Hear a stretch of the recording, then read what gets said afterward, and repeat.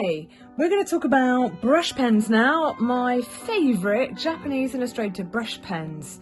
I absolutely love these. It's taken me years to find these pens, and maybe I should have just asked an expert, but it's only recently that this kind of style and trend has started to take off. So I guess most experts that know what they're using keep their materials as a closely guarded secret.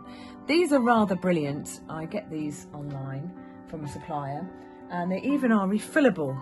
So here on the end, this actually does come off, and they come with little ink cartridge things, and you can top up by squeezing ink into the end of them.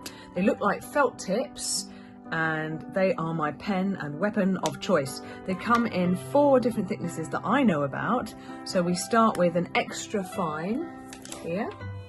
This is extra fine. You think it looks really super fine. It is. It still gives the same effect. However, it's a lot thinner. This one is fine. These nibs are very flexible. They're like felt tips, obviously, in a much more constructive way. This is what I'm going to use today. This is a medium one. And then this is standard. This is a standard brush pen, and this is great for doing very bold lettering. But for showing you what we're going to do here today, I'm going to start with the medium one, because I feel like it will be easier to show you the drills I want to show you. So we're going to do drills today. I've got a few different ways I want you to try and use your pen, and it's almost like warming up, like Usain Bolt, doing a few sprinty runs ready for running the 100 meters.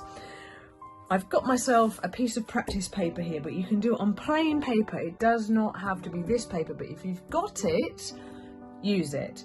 If you've got lined paper, use that, because actually at this point it will help you with the shapes you're going to make. But most important part is mark making. As an artist and as a calligrapher, you want to have control over the pressure on your pen, but also you want to know that you can control it.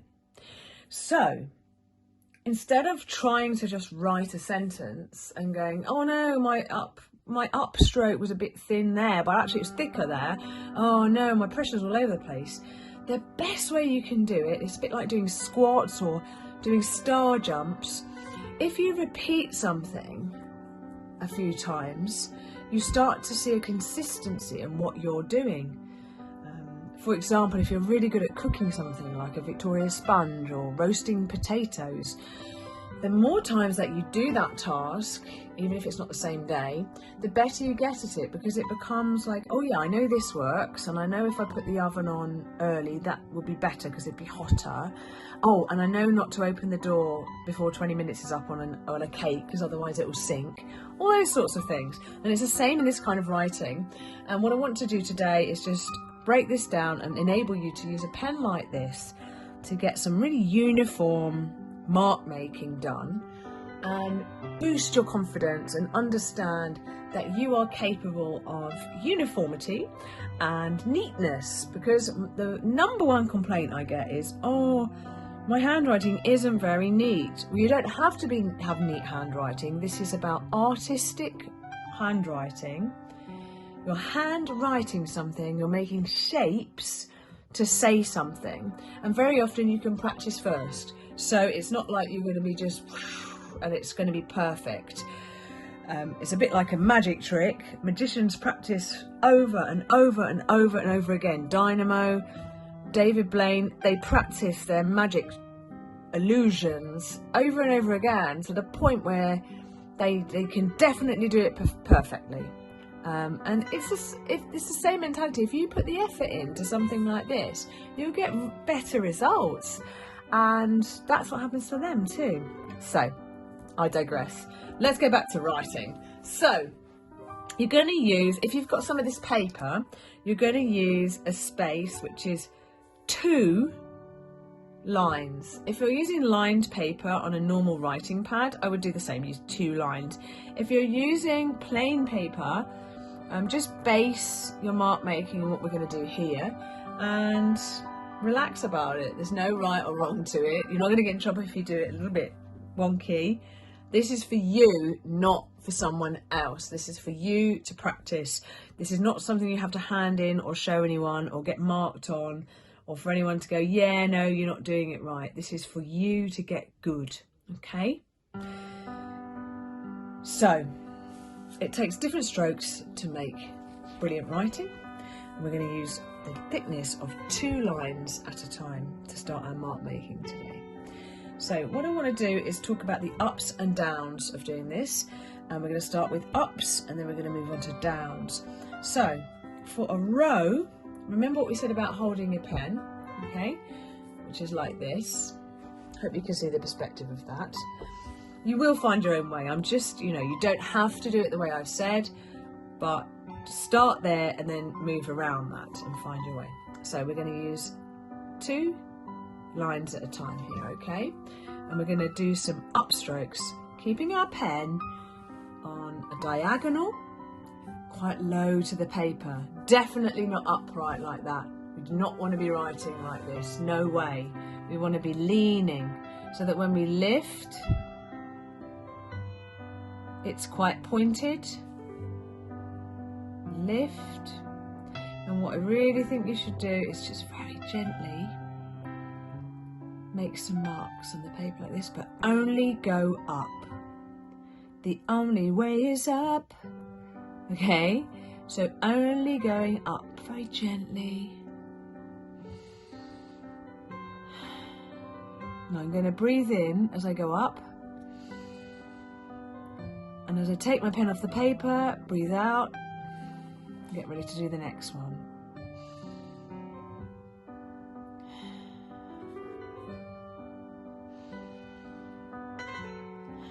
So I'm breathing quite heavily so you can hear it. I hope you can. So I'm breathing up, all the way up. Lift the pen off the paper. Reset as I breathe out. And breathe up again to go up. And you'll see that I'm just getting very thin lines. And the mentality is to drag the tip gently up the page, dragging it up like fence posts they are. They're like the railings that you get on a fancy fence. Or the stems on daffodils, standing strong in the wind, but they are very flimsy, okay? So you're not going to make heavy marks. That would be not what you need to move on with. And then I would love it if you'd leave a gap and then do a row of downs. But this time we're going to take a breath in before we start. And then as we go down, breathe out and lean that pen into the paper and make a nice thick mark. Look at the difference between these 2 marks. And I'm not forcing this. I'm just leaning the pen down. If I tried to lean the pen up like a normal writing implement, it would just not give me that same thickness. Can you see? It's by leaning like this that I'm getting this beautiful thickness, which is so much thicker than the one above. Now, if you have a thicker pen or a thinner pen, you can see that there will be a difference. The thicker the brush, the larger the writing. The thinner the brush pen, you can do more intricate writing. But as a mindful exercise, I'm going to just encourage you to think of your breathing. So breathe in before I do my line to steady myself, and then breathe out.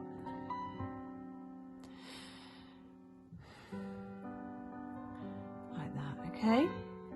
Now, you might get halfway along here and think, yeah, I've done it, yeah, brilliant, I can do thick lines. But you know what? If you do more, I swear you'll benefit from it later. Because also, it's sometimes fun to look back at your own work. No one's judging you, no one's giving you an exam mark. But you can look back at the line of lines in a minute and decide whether you think they look really uniform. And you'll be surprised, it's easier than you think to do it. So far we've gone up with these. We've gone down with these. So now I want to think about the diagonals, because a lot of letters you'll be going like this. Okay, so we're going to leave a gap again, And I'd like to do a thin line up, so lifting, breathing in, and just doing a line that's thin. Breathing in. Oh, look! Oh, look at that wonky line! But you see, it's funny. I'm not going to get cross about it. It doesn't bother me. This is a practice. And I am trying to do two things at once. So, breathe in to make the line. Breathe out, reset, and do it again. If you've got some of this calligraphy paper, you can just follow the line of that diagonal. But essentially, you'll notice that what you're actually doing is you're making a mark that goes in line with the way that you're holding the pen, if you do choose to hold it like that. So try it. It's really easy. Breathing in, take your pen off, breathe out, and breathe in again. This is where it becomes quite meditative. And it reminds you that everything that goes up must come down, but everything that goes up is light and as a feather. Light. Okay, so that's your up lines. And guess what we're going to do now? It's the down lines. But instead of going the same direction, just what we're going to do is we're going to change it. Leave a gap, and I would like you to just try going down like that. So you still continue. Look, I'm still holding the pen like this. Okay, I'm still holding the pen at that diagonal. I haven't changed it, because the one thing about calligraphy is you're trying to relax, but also hold the pen in the same place. You don't have to be moving it around as you do your letters. People think you have to go like this, and you do not. You actually keep the pen very still. And yes, it is possible to relax to do that. The more you practice, the more you'll be able to do that. So, breathing out, reset, breathe in, breathe out, reset, breathe out, reset, breathe in, breathe out. Okay, so you can see what's happening here. Now, if you're a neat freak and you love things tidy and neat, you will love this exercise, because the end result is a beautiful page of pattern. However, if you get very bored easily and you find this a bit childish because you think, yeah, I can go up and down, yeah, you will find this tedious. But trust me, if you have patience and stamina, it will pay off. It's a bit like an athlete. Dame Jessica Ennis, she practices running and jumping every day, every single day, running and jumping. And Johnny Wilkinson, when he does rugby, he practices every day of the year. He goes and he kicks all these different tries from all the different lines on the rugby field. And he just keeps doing it over and over and over and over again. That's why they're so good, because they keep trying and they do things that can become quite tedious. So we've gone up, we've gone down, we've gone up, we've gone down. Now look, every time I've held my pen the same. Up, down, and I haven't changed my pen. I've just kept it the same. This is how I can relax my hand. My hand is not tense, it's quite relaxed. But you will probably find you're quite tense at first. So let's start doing, have you got the hump yet? Let's do the hump, okay? So leave a gap, another 2 lines. Let's go up as you breathe in, and down as you breathe out, and up and down and up.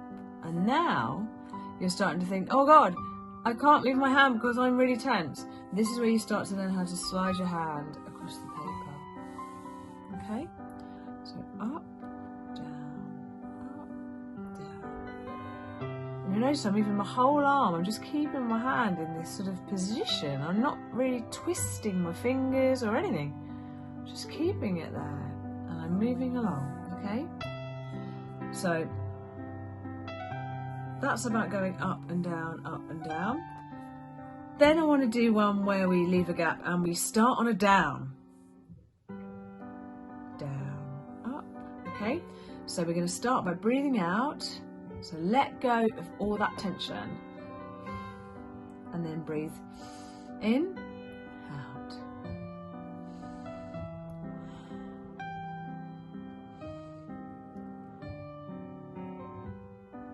Now don't make your waves too big, because you won't fit many in along the page and you'll think, wow, that looks rubbish. Okay, if you go flat like that, you won't fit many in. So actually it's quite good to go even little short waves like that. Okay.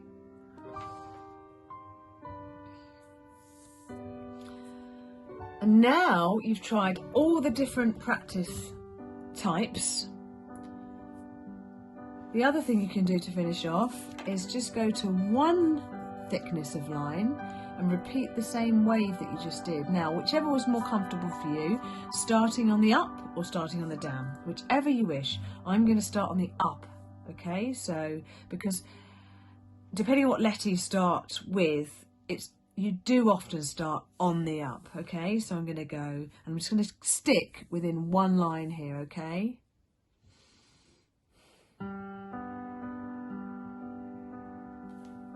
And notice I'm not moving, look at my hand.